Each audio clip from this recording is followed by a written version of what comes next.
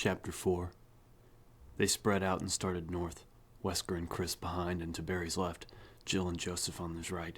Directly in front of them was a sparse stand of trees, and as the Alpha's copter blades revved down, Jill could smell burning fuel and see wisps of smoke curling through the foliage. They moved quickly through the wooded area, visibility dropping off sharply beneath the needled branches. The warm scents of pine and earth were overshadowed by the burning smell, the acrid odor growing stronger with each step. From the dim light filtering toward them, Jill saw that there was another clearing ahead with high, brittle grasses. "I see it! Dead ahead!" Jill felt her heart speed up at Barry's shout, and then they were all running, hurrying to catch up to their point man. She emerged from the corpse of trees, Joseph next to her. Barry was already at the downed copter, Chris and Wesker right behind.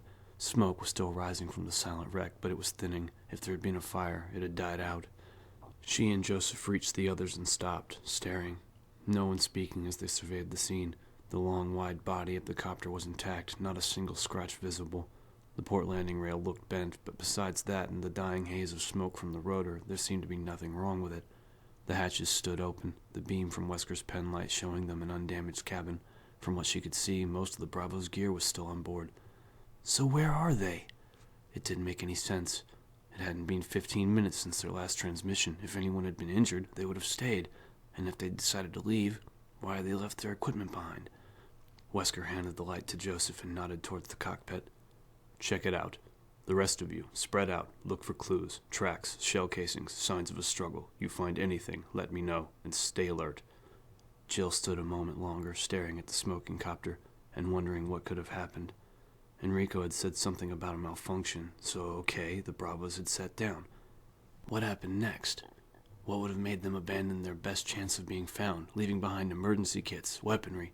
Jill saw a couple of bulletproof vests crumpled next to the hatch and shook her head, adding it to the growing list of seemingly irrational actions. She turned to join the search as Joseph stepped out of the cockpit, looking as confused as she felt.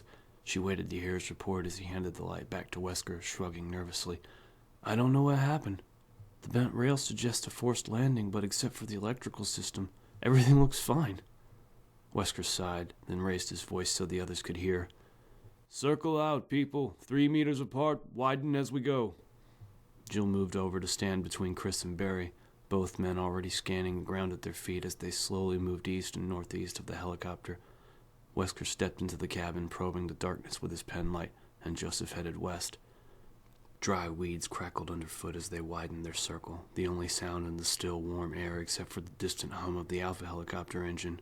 Jill used her boots to search through the thick ground cover, brushing the tall grass aside with each step. In another few moments it'd be too dark to see anything. They'd need to go break out the flashlights. Bravo had left theirs behind. Jill stopped suddenly, listening. The sighing, crackling steps of the others, the faraway drone of the helicopter. And nothing else. Not a chirp, a chitter, nothing. They were in the woods in the middle of summer. Where were the animals? The insects. The forest was unnaturally still, the only sounds human. For the first time since they'd sat down, Jill was afraid. She was about to call out to the others when Joseph shouted from somewhere behind them, his voice high and cracking. "Hey! Over here!" Jill turned and started jogging back, saw Chris and Barry do the same. Wesker was still by the helicopter and had drawn his weapon at Joseph's cry, pointing it up as he broke into a run. In the murky light, Jill could just make out Joseph's shadowy form, crouched down in the high grass near some trees 100 feet past the helicopter. Instinctively, she pulled her own sidearm in double time, suddenly overwhelmed by a sense of encroaching doom. Joseph stood up, holding something, and let out a strangled scream before dropping it, his eyes wide with horror. For a split second, Jill's mind couldn't accept what it had seen in Joseph's grasp. A Star's handgun, a Beretta. Jill ran faster, catching up to Wesker, and a disembodied hand curled around it, hacked off at the wrist. There was a deep, guttural snarl from behind Joseph, from the darkness of the trees, an animal growling, joined by another raspy, throating shriek, and suddenly dark, powerful shapes erupted from the woods, lunging at Joseph and taking him down. "Joseph!" Jill's scream ringing in his ears. Chris drew his weapon and stopped in his tracks, trying to get a clear shot at the raging beasts that were attacking Joseph. Wesker's penlight sent a thin beam dancing over the writhing creatures, illuminating a nightmare. Joseph's body was all but hidden by the 3 animals that tore at him, ripping at him with gnashing, dripping jaws. They were the size and shape of dogs, as big as German shepherds maybe, except that they seemed to have no fur, no skin. Wet, red sinew and muscle flashed beneath Wesker's wavering light, the dog creatures shrieking and snapping in a frenzy of bloodlust. Joseph cried out, a burbling liquid sound as he flailed weakly at the savage attackers, blood pouring from multiple wounds. It was the scream of a dying man. There was no time to waste. Chris targeted and opened fire. 3 rounds smacked wetly into one of the dogs, a 4th shot going high. There was a single high-pitched yelp and the beast went down, its sides heaving. The other 2 animals continued their assault, indifferent to the thunderous shots. Even as Chris watched in horror, one of the slavering hellhounds lunged forward and ripped out Joseph's throat, exposing bloody gristle and glistening slickness of bone. The stars opened up, sending a rain of explosive fire at Joseph's killers. Red spatters burst into the air, the dog things still trying to get at the spasming corpse while bullets riddled their strange flesh. With a final series of harsh barking mules, they fell and didn't rise again. Hold your fire! Chris took his finger off the trigger but continued to point the handgun at the fallen creatures, ready to blow apart the first one that so much as twitched.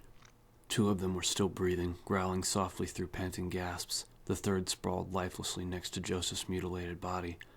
They should be dead. Should have stayed down at the first shots. What are they? Wesker took a single step towards the slaughter in front of them. When all around, deep echoing howls filled the warm night air, shrill voices of predatorial fury coming at the stars from all directions. Back to the copter, now! Wesker shouted. Chris ran, Barry and Jill in front of him and Wesker bringing up the rear, the 4 of them sprinting through the dark trees, unseen branches slapping at them as the howls grew louder, more insistent. Wesker turned and fired blindly into the woods as they stumbled toward the waiting helicopter, its blades already spinning. Chris felt relief sweep through him. Brad must have heard the shots. They still had a chance. Chris could hear the creatures behind them now, the sharp rustling of lean, muscular bodies tearing through the trees. He could also see Brad's pale, wide-eyed face through the glass front of the copter, the reflected lights of the control panel casting a greenish glow across his panicked features. He was shouting something, but the roar of the engine drowned out everything now, the blast of wind churning the field into a rippling sea. Another 50 feet, almost there. Suddenly the helicopter jerked into the air, accelerating wildly. Chris caught a final glimpse of Brad's face and could see the blind terror there, the unthinking panic that had gripped him as he clawed at the controls. No, don't go! Chris screamed, but the wobbling rails were already out of reach, the copter pitching forward and away from them through the thundering darkness. They were going to die. Damn you, Vickers! Wesker turned and fired again and was rewarded with the squeal of pain from one of their pursuers. There were at least 4 more close behind, gaining on them rapidly. Keep going! He shouted, trying to get his bearings as they stumbled on, the piercing shrieks of the mutant dogs urging them forward.